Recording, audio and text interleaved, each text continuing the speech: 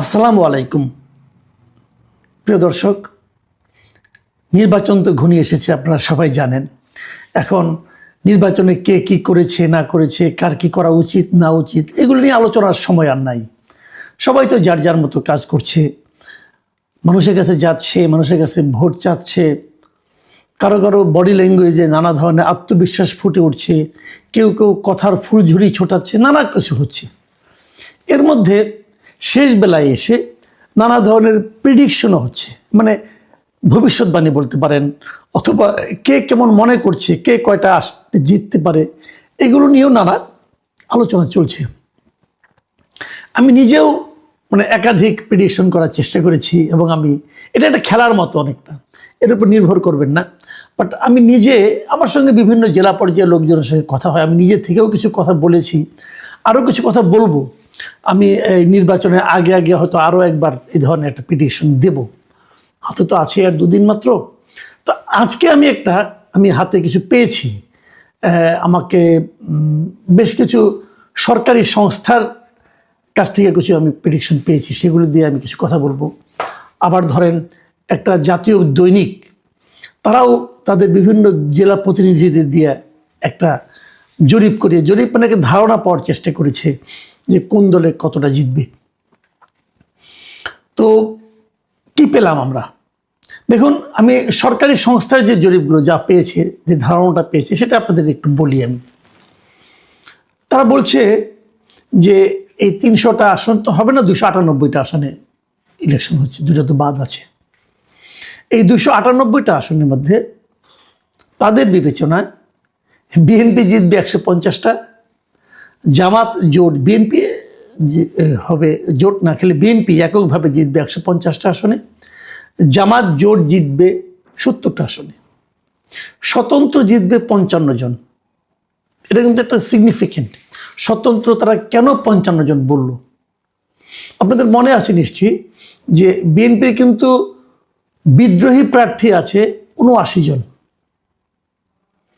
এই 79 জন প্রার্থী যারা আছে বিদ্রোহী, এদের মধ্যে আমার হিসাবে, আমি যতটুকু হিসাব করে দেখেছি, প্রায় ধরেন আপনার 42 থেকে 45 জন এরা খুবই স্ট্রং ক্যান্ডিডেট।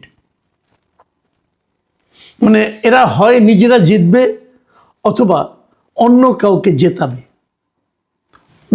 যদি নিজে জিততে নাও পারে, বিএনপির ভোট তারা এতটাই কাটবে যে ওখান থেকে হয়তো জামাত অথবা অন্য কেউ বেরিয়ে যাবে। বিএনপি এই যে তাদেরকে নিয়ন্ত্রণ করতে পারে না, এই 79 জনকে নিয়ন্ত্রণ করতে পারে না, আমি মনে করি এটা বিএনপির একটা বড় রাজনৈতিক ব্যর্থতা। তারা এমন লোককে নিয়ে রাজনীতি করেছে যারা দলের স্বার্থকে ইগনোর করেছে। এমন লোককে নিয়ে করে তারা দলের স্বার্থটা বুঝে নাই, মানতে চায় না, দলকে অসম্মান করেছে এই লোকগুলো। তো এত লোক নিয়ে বিএনপি রাজনীতি করতো কিভাবে? এটা আমার কাছে একটা রহস্য লাগে।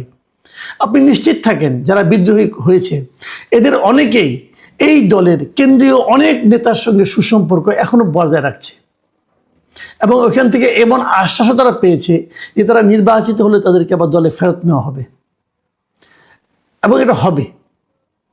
এই হলো এই ধরনের দলের। আওয়ামী লীগ, বিএনপিতে এটা অতীতেও বহুবার হয়েছে। এবারই গত 24-এর যে অগাস্টের পর বিএনপি যাদেরকে কয়েকজন খুব বহিষ্কার করলো না, এই বহিষ্কারে কিন্তু শেষ দিকে, এই গত নভেম্বরের দিকে এসে কিন্তু অনেকেই পাইকারি হারে আবার কিন্তু বিএনপি ফেরত নিয়েছিল।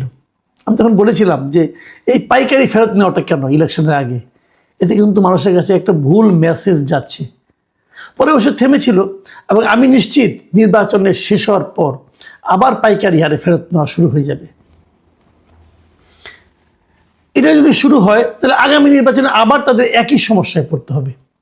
এবং আমি এটাও মনে করি এই যে 79 জন বিদ্রোহী প্রার্থী, এটাই বিএনপির জন্য একটা বড় ক্ষতির কারণ হয়ে দাঁড়াবে আগামী নির্বাচনে। যাই হোক, আমি সেই সরকারি যে সংস্থাগুলো যাদের হিসাবটা পেয়েছি সেখান থেকে আমি হিসাবটা বলছি। তারা বলছে যে স্বতন্ত্র 55 জনের মতো পাশ করে যাবে। তাদের হিসেবে জাতীয় পার্টি পাশ করবে 10-12টা। কয়টা হবে অ্যাকুরেট না? 10-12টা তারা জাতীয় পার্টি। এটা আমার কাছে একটু বাড়তি মনে হয়েছে। জাতীয় পার্টি আমার বিবেচনায় এত পাশ করার কথা না, এবং তাদের বিবেচনায় ইসলামী আন্দোলন তারাও নাকি প্রায় 7-8টা সিট পেয়ে যাবে। এটাও আমার কাছে কেমন যেন একটু অগ্রহণযোগ্য মনে হয়, আমি জানি না। এবং তাছাড়া অন্যান্য যারা আছে বিভিন্ন রকম বিভিন্ন দল আছে, কোনো দল আছে একজন দুইজন করে পাশ করবে, সেরকম সংখ্যাও তারা দেখিয়েছে 5 জনের মতো। তাহলে কী দাঁড়ালো, বিএনপি তাহলে ক্ষমতায় যাচ্ছে, 185 হোক আর যাই হোক, এর চেয়ে কমবে না, বরং বাড়তেও পারে কিছুটা। আমার মনে হয় বিএনপি এদের হিসাব অনুযায়ী তারা বিএনপিকে ক্ষমতায় পাঠিয়েছে। আমি আরেকটা হিসাবের কথা বলছি, যেটা বলছিলাম যে একটা পত্রিকা, একটা জাতীয় দৈনিক, ওনারা একটা হিসাব করেছেন ওনাদের মতো করে। এই হিসাবটা আমার কাছে অধিকতর গ্রহণযোগ্য মনে হয়েছে, আমার খুব ইন্টারেস্টিং মনে হয়েছে। এই কারণে ওরা দুটো ভাগ করেছে। একটা ভাগ হলো যে নিশ্চিত জিতবে, আর একটা ভাগ হলো যে আসনগুলিতে খুব প্রতিদ্বন্দ্বিতা হবে।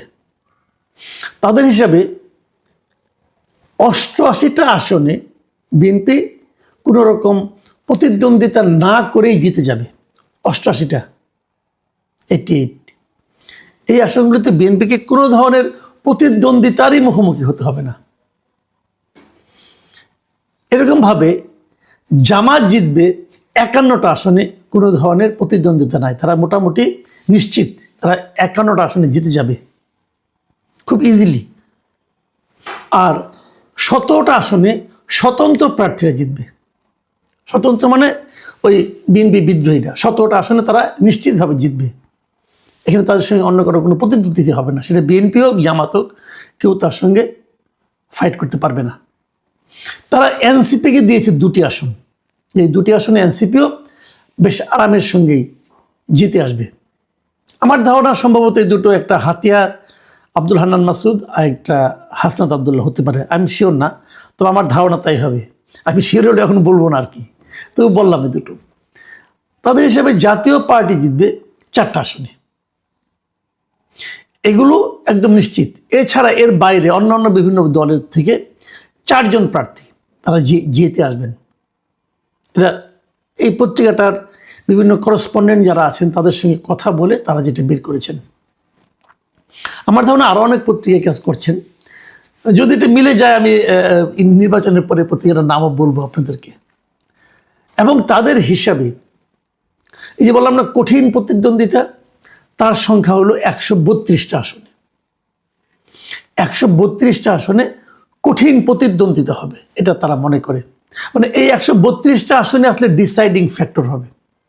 এই 132টা আসনে যারা জিতবে, যারা ভালো করবে, তারাই আলটিমেটলি সরকার গঠন করবে। তার মানে এই 132টা আসন থেকে বিএনপি যদি 62টা আসন পেতে পারে, তাহলে কিন্তু তাদের 150 হয়ে যায়। খুব সিম্পল কিন্তু। কাজেই আর এই 162টা থেকে 132টা থেকে জামাতকে পেতে হবে 99টা আসন। জামাত যদি 132টার মধ্যে থেকে 99টা পায়, কেবল তাহলেই তারা ক্ষমতা দখল করতে পারবে, মানে সরকার গঠন করতে পারবে। আর বিএনপির জন্য 62টাই এনাফ। আমি যদি এটাকে মাথায় রাখি, তাহলে আমরা বলতে পারি যে মোটামুটি বিএনপির জন্য সরকার গঠন করাটা একটা সম্ভাবনাটা বেশি ইজিয়ার আমার কাছে মনে হচ্ছে।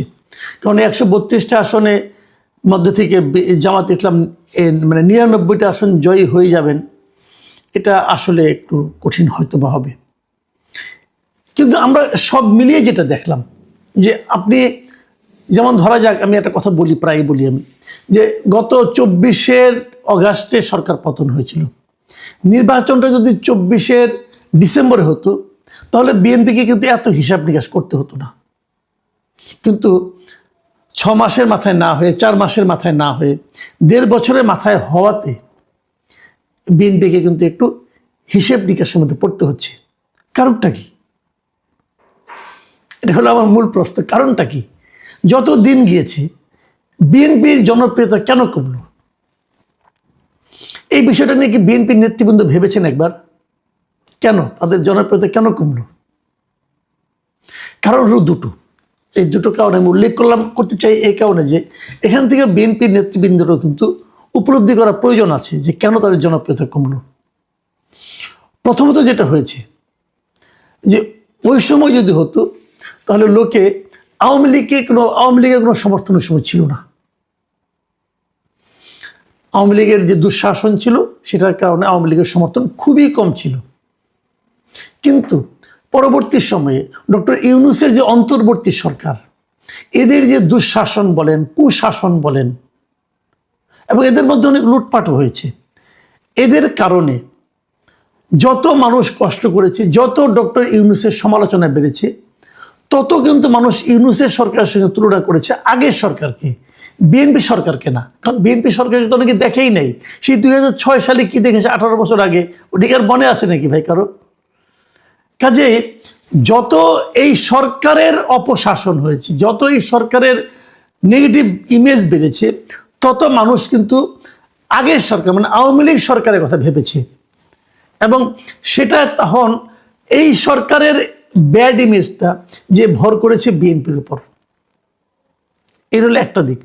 আর দ্বিতীয় দিকটা হলো অগাস্টের পর থেকেই বিএনপির সারা দেশে, বিএনপির বিভিন্ন স্থানীয় পর্যায়ের নেতা কর্মী এবং সমর্থকদের নানা ধরনের তাণ্ডব চলেছে। বিএনপি হাজার হাজার লোককে বহিষ্কার করার পরও সেই তাণ্ডব থামাতে পারেনি, এখনও চলছে।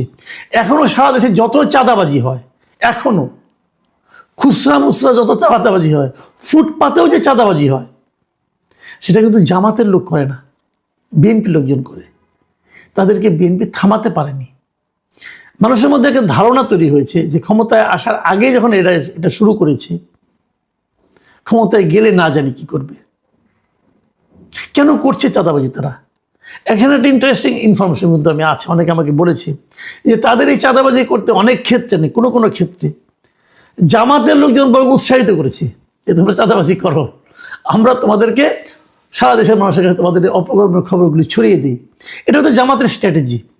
এই স্ট্র্যাটেজিকে কেউ কেউ হয়তো ঈর্ষা করতে পারেন, আমি কিন্তু অপছন্দ করি না। তারা তো চাইবেই প্রতিপক্ষকে ঘায়েল করতে। বিএনপির ওই সমস্ত নেতাকর্মীরা মাথা মোটার মতো ওইগুলোতে ঝাঁপিয়ে পড়েছে, তার তাৎক্ষণিক অর্জনটাকে বড় করে দেখেছে। এটা কিন্তু বিএনপির জনপ্রিয়তা দিন দিন কমিয়েছে। তারেক রহমান দেশে ফেরার পর এই নেগেটিভ দিকটাকে তারা একটু কভার করার চেষ্টা করেছে। এখন তারা এই জন্য একটু অগ্রসর হতে চেষ্টা করছে। বিপরীত দিকে আর একটা কথা বলি, এই যে বিএনপির যে বিদ্রোহী প্রার্থী